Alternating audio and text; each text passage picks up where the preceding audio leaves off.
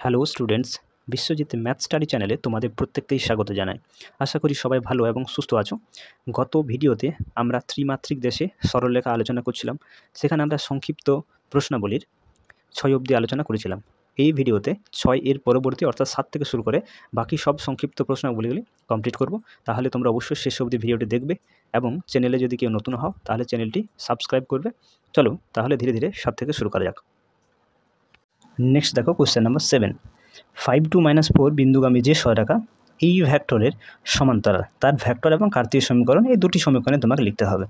তো দেখো আমরা প্রথমে ভেক্টর সমীকরণটা বের করব, তারপরে কার্তেশীয় সমীকরণটা বের করব। তো দেখো সরলরেখাটি, যে সরলরেখাটির আমরা সমীকরণ বের করব সেই সরলরেখাটি কত বিন্দুগামী বলছে না 5, 2, -4 বিন্দুগামী। এখন এই 5, 2, -4 বিন্দুগামী এই বিন্দুটির ভেক্টর সমীকরণ অবস্থান ভেক্টর মনে করলাম। এই বিন্দুটির অবস্থান ভেক্টর আমরা মনে করলাম। সুতরাং অবস্থান ভেক্টর মনে করলাম এ ভেক্টর। ঠিক আছে, এই বিন্দুটির অবস্থান ভেক্টর মনে করলাম এ ভেক্টর। তাহলে এটাকে ভেক্টর ফর্মে নিয়ে গেলে কী হবে? 5i + 2j - 4k, তাই তো। এবং সরল রেখাটি কোন ভেক্টরের সমান্তরাল? দেখো সরলরেখাটি এই ভেক্টরের সমান্তরাল। তাহলে এই ভেক্টরটাকে আমি বি ভেক্টর মনে করলাম। বি ভেক্টর সমান হচ্ছে 3i + 2j - 8k ভেক্টরের সমান্তরাল।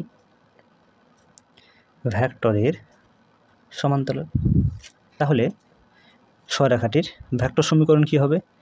সরল রেখাটির ভেক্টর সমীকরণ হবে কি হবে না আর ভেক্টর সমান আছে A vector plus T into B vector, তাই তো। যে কোনো সরলরেখাকে যদি এক বিন্দু আকারে বা প্যারামেট্রিক আকারে ভেক্টর সমীকরণ লিখতে হয় তাহলে আমরা কি লিখি? আর ভেক্টর সমান আছে A vector plus T into B vector, যেখানে টি হলো একটি বাস্তব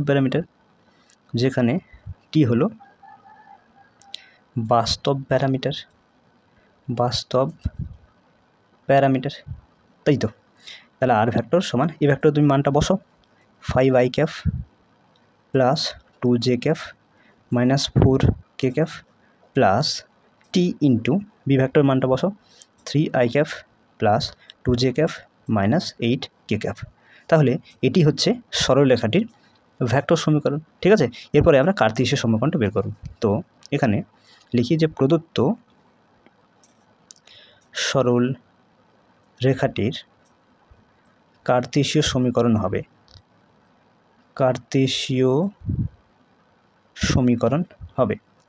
ঠিক আছে। আচ্ছা, এক বিন্দুর আকারে কার্তেশীয় সমীকরণ কি হয় না x - x1/a y - y1/b = z - z1/c, তাই তো। তাহলে যে কোনো সরলরেখা কার্তেশীয় এক বিন্দু আকারে বা প্যারামেট্রিক আকারে কার্তেশীয় সমীকরণ হয় x - x1/a y - y1/b z - z1/c, যেখানে x1 y1 z1 কি হলো? x1 y1 এবং z1 কি না ওই সরলরেখাটি যার তুমি কার্তেশীয় সমীকরণ বের করছো সেই সরলরেখাটি এই বিন্দুগামী হয়।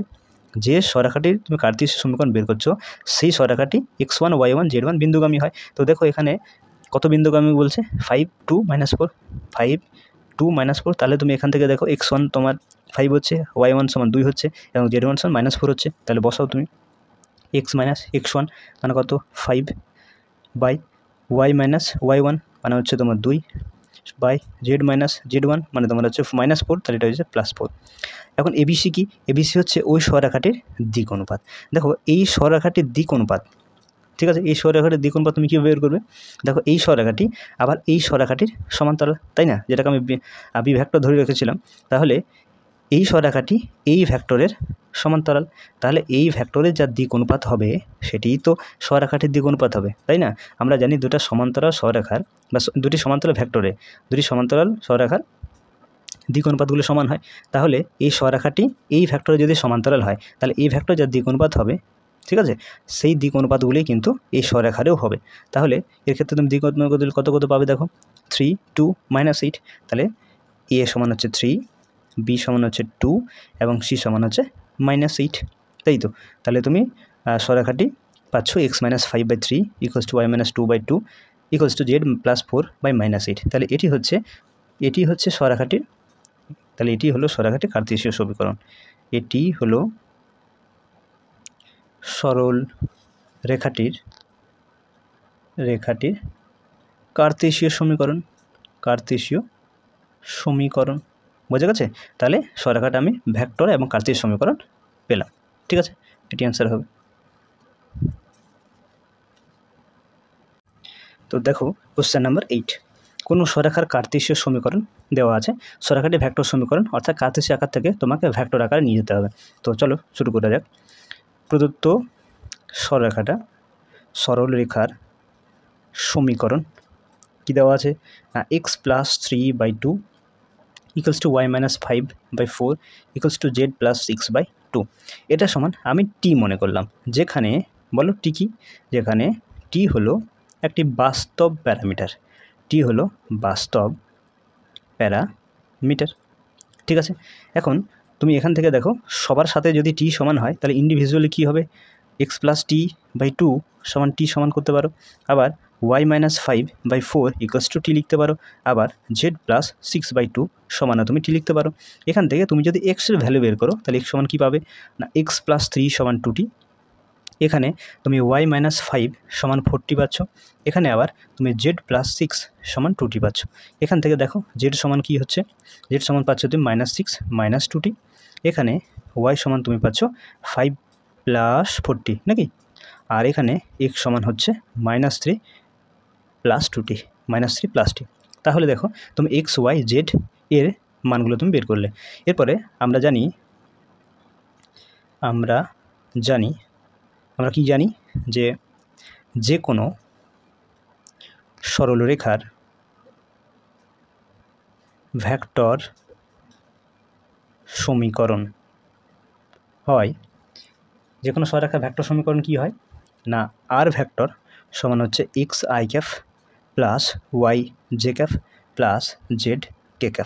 এখান থেকে আর ভেক্টর সমান এক্সের মানটা তুমি বসিয়ে দাও, তাহলে -3 + 2t ইন্টু i ক্যাফ, ওয়াইয়ের মান বসাও 5 + 4t ইন্টু জে ক্যাফ, জেডের মানটা বসাও -6 - 2t ইন্টু কে ক্যাফ।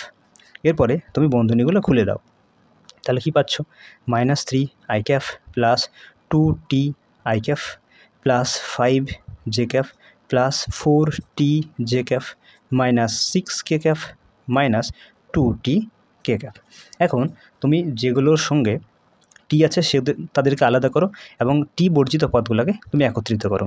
আচ্ছা, এখানে দেখো তুমি যেগুলোর সঙ্গে আই ক্যাপ আছে তাদেরকে তুমি একসাথে করো, না আই ক্যাপ না, যেগুলো টি বর্জিত পদ সেগুলোকে তুমি কাছে করো। তাহলে টি নেই 3 আই ক্যাপের মধ্যে, টি নেই 5 জে ক্যাফের মধ্যে, আবার টি নেই -6 কে ক্যাপের মধ্যে। তাহলে এগুলোকে আমি আলাদা রাখলাম। প্লাস এবার যেগুলোর সঙ্গে টি আছে তাদেরকে আমি টি কমন নিয়ে একসাথে করলাম।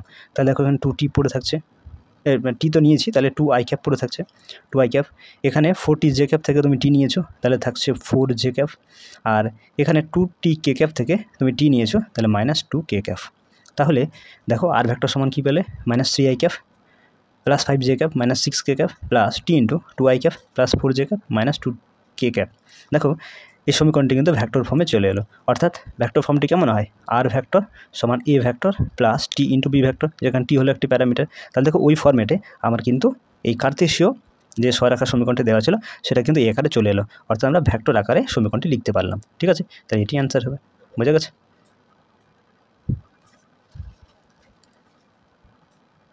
নেক্সট দেখো কোশ্চেন নাম্বার 9, 1 2 -4 4 -5 2 বিন্দু দ্বয়গামী সরেখাটি কার্তেশীয় ও ভেক্টর সমীকরণ নির্ণয় করো। এখন আমরা জানি যে দুটি বিন্দুর স্থানাঙ্ক যদি x1 y1 z1 এবং x2 y2 z2 হয় এবং ওই দুটি বিন্দুগামী কোনো সরেখার কার্তেশীয় সমীকরণ কি হয় না x - x1 by x2 - x1 equals to y - y1 by y2 - y1 equals to z - z1 by z2 - z1। এই ফর্মুলাটা আশা করি প্রত্যেকে জানা আছে। এখন দেখো দুটি বিন্দু দেওয়া আছে, সেই দুটি বিন্দুদ্বয়গামী সরেখাটি কার্তেশীয় সমীকরণ নির্ণয় করতে হবে। তাহলে 1 2 -4 ও 4 -5 2 বিন্দুদ্বয়গামী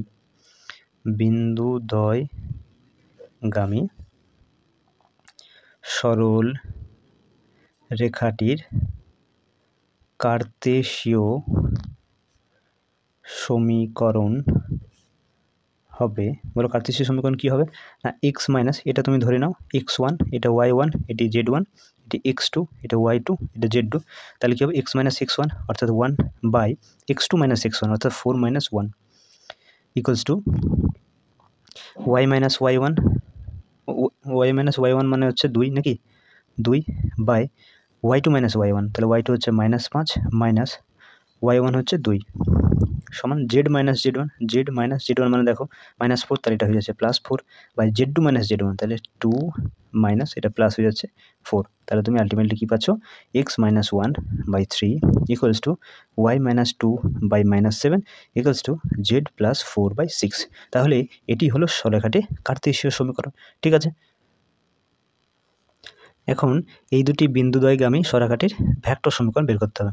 এখন ইচ্ছা করলে তোমরা এই কার্তেশীয় সমীকরণটিকে ভেক্টর সমীকরণে কনভার্ট করলেও অ্যান্সারটা মিলে যাবে, আর না হলে এই বিন্দুদ্বয়গামী তুমি সরাসরি যে সূত্র আমাদের রয়েছে সূত্র অ্যাপ্লাই করে তুমি ভেক্টর সমীকরণটা নির্ণয় করতে পারো। তো আমি সরাসরি সূত্র অ্যাপ্লাই করে করছি। দেখো প্রথমে দুটি বিন্দুকে ধরে নিয়েছি, এটি এ বিন্দু এবং এটি বি বিন্দু।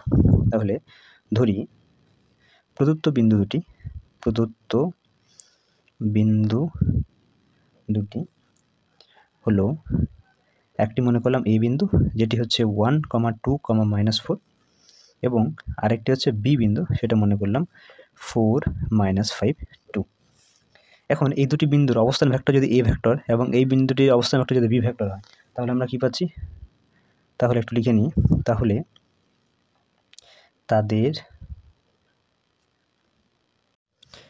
তাদের অবস্থান ভেক্টর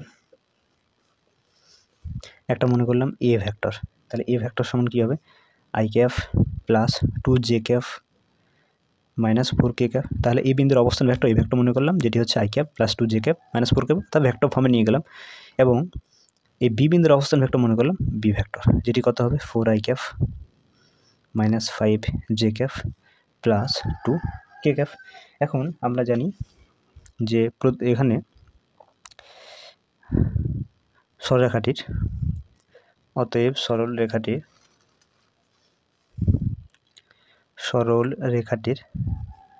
ভেক্টর সমীকরণ হবে,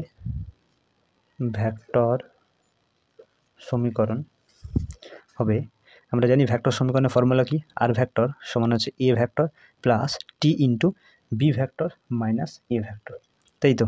এ ভেক্টর আর ভেক্টর সমান হচ্ছে A vector plus T into B vector minus A vector, যেখানে টি হলো একটি বাস্তব প্যারামিটার, যেখানে টি হলো একটি বাস্তব প্যারামিটার। ঠিক আছে, তাহলে আর ভেক্টরটি কী হবে, আর ভেক্টর সমান এ ভেক্টর বসিয়ে দাও, এ ভেক্টর হচ্ছে i cap plus 2j cap minus 4k cap plus T into B vector minus A vector, তো বি ভেক্টর হচ্ছে 4i cap minus 5j cap plus 2k cap minus A vector অর্থাৎ i cap plus 2j cap minus 4k cap.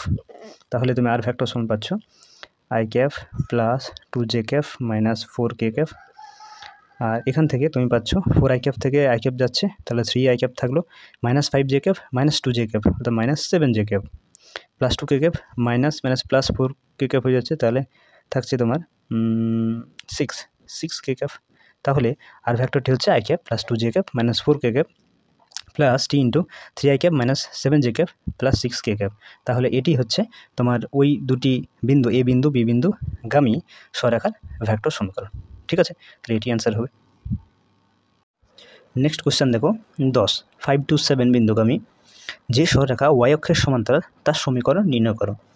তাহলে তোমাকে একটি সরলরেখার সমীকরণ নির্ণয় করতে হবে, সেই সরলরেখাটি 5 to 7 বিন্দুগামী হবে এবং সেই সরলরেখাটা আবার y অক্ষের সমান্তরাল হবে। ঠিক আছে, তাহলে প্রদত্ত সরলরেখাটি 5, 2, 7 বিন্দুগামী এবং y অক্ষের সমান্তরাল হবে, তাই তো, এটা বলে দেওয়া আছে। এখন তুমি দেখো যে y অক্ষের ওপর অবস্থিত কোনো বিন্দুর স্থানাঙ্ক কেমন হয়? কোনো বিন্দুর স্থানাঙ্ক হয় 0, k, 0, তাই তো? ওয়াই অক্ষের ওপর অবস্থিত কোনো বিন্দুর স্থানাঙ্ক 0, k, 0 এইরকমই দেখতে হয়, যেখানে k হলো একটি অশূন্য ধ্রুবক, তাহলে ওয়াই অক্ষের ওপর অবস্থিত যে কোনো বিন্দুর স্থানাঙ্ক এরকম দেখতে হয়। ঠিক আছে, তো এই স্থানাঙ্কটি যদি আমরা ভেক্টর ফর্মে নিয়ে যাই, তাহলে সেই ভেক্টরটা ধরো মনে করলাম, আমি ভেক্টরটির নাম দিলাম,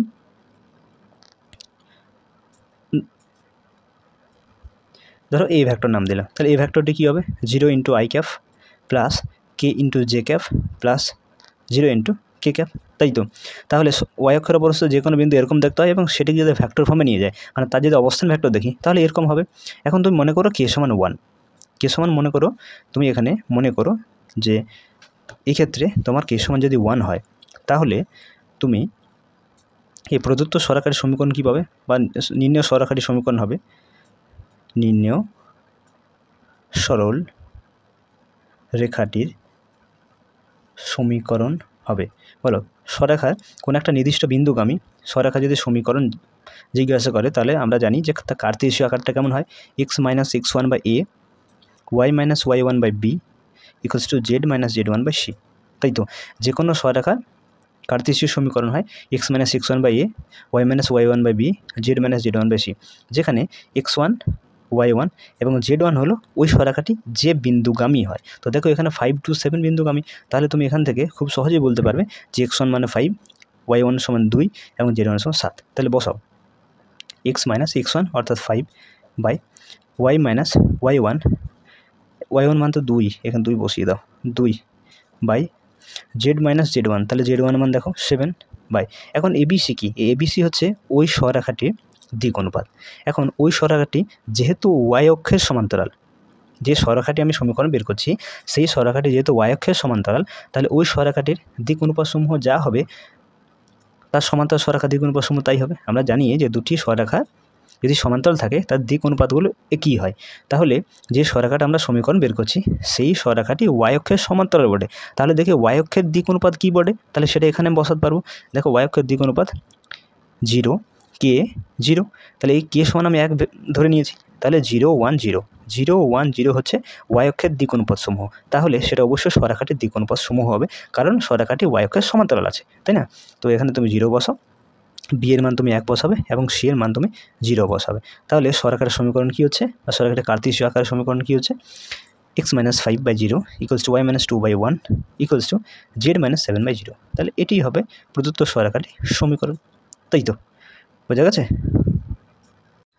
নেক্সট দেখো কোশ্চেন নাম্বার 11, কোন শর্তে x - x1/a = y - y1/b = z - z1/c সরলরেখা x অক্ষ বা x অক্ষের সমান্তরাল হবে? এখন দেখো এই সরলরেখাটি যদি x অক্ষের সমান্তরাল হয়, তাহলে এই সরলরেখাটির যে দিক অনুপাতগুলি হবে এবং x অক্ষের যে দিক অনুপাতগুলি হবে, সেই অনুপাতগুলি সমানুপাতিক হবে। যদি সমানুপাতিক হয় তবেই তো x অক্ষের সঙ্গে এই সরলরেখাটি সমান্তরাল হবে, তাই না? তাহলে আমরা এই সরলরেখাটির দিক অনুপাতগুলো একটু লিখে নিই, যে প্রদত্ত সরল রেখাটির দিক অনুপাত সমূহ কত? a, b, c, a, b, c হচ্ছে এই প্রদত্ত সরলরেখাটির দিক অনুপাত সমূহ। এখন সরল রেখাটি x অক্ষের সমান্তরাল হবে যদি তার দিক অনুপাত সমূহ x অক্ষের দিক অনুপাতের সমানুপাতিক হয়, তবেই, তাই তো? সরলরেখাটি যদি এক্স অক্ষের সমান্তরাল হবে কখন হবে, যখন ওই সরেখাটির দিক অনুপাতসমূহ তা এক্স অক্ষের দিক অনুপাতের সমূহের সঙ্গে সমানুপাতিক হবে।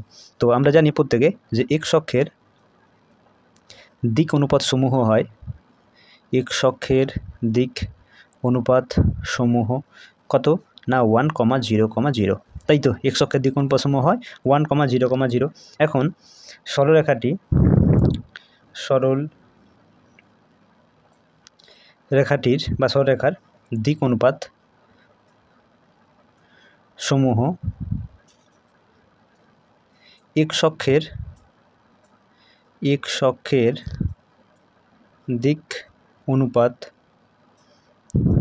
সমূহের সমানুপাতিক হবে, তাই তো। যদি সমান্তরাল হয় তাহলে সরলরেখাটির দিক অনুপাত সমূহ এবং এক্স অক্ষের দিক অনুপাত সমূহ সমানুপাতিক হবে। তাহলে দেখো সরলরেখাটির দিক অনুপাত সমূহ হচ্ছে এ বি আর সি, এবং এই এক্স অক্ষের দিক অনুপাত সমূহ হচ্ছে 1 0, এটা 0। তাহলে এই শর্তটি স্যাটিসফাই করলে তবেই সরলরেখাটি এক্স অক্ষ বা এক্স অক্ষের সমান্তরাল হবে। তাহলে এখান থেকে আমি কি পাচ্ছি, দেখো এ সমান 1 পাচ্ছি, বি সমান 0 পাচ্ছি এবং সি সমান 0 পাচ্ছি। তাহলে এখানে শর্তটা কি হলো, এখানে শর্তটি হলো যে এ কে অবশ্যই কিন্তু নট ইকুয়ালস টু 0 হতে হবে, বি কে এবং সি কে এই 0 হতেই হবে। বি সমান সি সমান 0 যদি হয়, বি সমান 0 এবং সি সমান যদি 0 হয়, তবেই সরলরেখাটি এক্স অক্ষ বা এক্স অক্ষের সমান্তরাল হবে। ঠিক আছে, তাহলে এটি অ্যান্সার হবে, বোঝা গেছে। নেক্সট দেখো কোশ্চেন নাম্বার 12। যদি পি বিন্দু 1 2 3 কিউ 4 5 6 আর 7 8 9 বিন্দু ত্রয় মানে 3টে বিন্দু সমরেখা হয়, তবে কিউ বিন্দুটি পি আর সরলরেখাকে যে অনুপাতে ছেদ করে তা নির্ণয় করো। তা আমি মনে করলাম এটা পি বিন্দু, ঠিক আছে, এটা কিউ বিন্দু, এটা আর বিন্দু, যাদের স্থানাঙ্কগুলো যেভাবে দেওয়া আছে আমি সেভাবে লিখে নিয়েছি। এখন 3টি বিন্দু সমরেখ, তাহলে একইটা লাইনের উপর অবস্থান করছে, তাই তো। এরপরে তোমরা দেখাতে হবে যে কিউ বিন্দুটি পি আর সরলরেখার যে অনুপাতে ছেদ করে। তাহলে মনে করলাম যে কিউ বিন্দুটি এই পি আর সরলরেখাকে k:1 অনুপাতে, অর্থাৎ এদিকে কে এদিকে 1, k:1 অনুপাতে ছেদ করছে। পরবর্তী ক্ষেত্রে আমি কে এর মান বের করব, ঠিক আছে, বের করে দেখাবো যে কে সমান কত বা কত অনুপাত কততে ছেদ করছে। তাহলে আপাতত মনে করলাম যে k:1 অনুপাতে ছেদ করছে। তো চলো একটু ভাষা লিখে নিই, যে ধরি কিউ বিন্দু পি আর সরল রেখাকে k:1 অনুপাতে ছেদ করে। মনে করলাম যে k:1 অনুপাতে কিউ বিন্দুটি পি আর সরলরেখাকে ছেদ করছে। এখন কিউ বিন্দুর স্থানাঙ্ক কি হবে, কিউ বিন্দুর স্থানাঙ্ক হবে বলো, কিউ বিন্দুর স্থানাঙ্ক কি হবে না k:7 প্লাস 1 বাই k+1, তাই তো। আবার k:8 প্লাস 1 বাই k+1, আবার k:9 প্লাস 1 বাই k+1।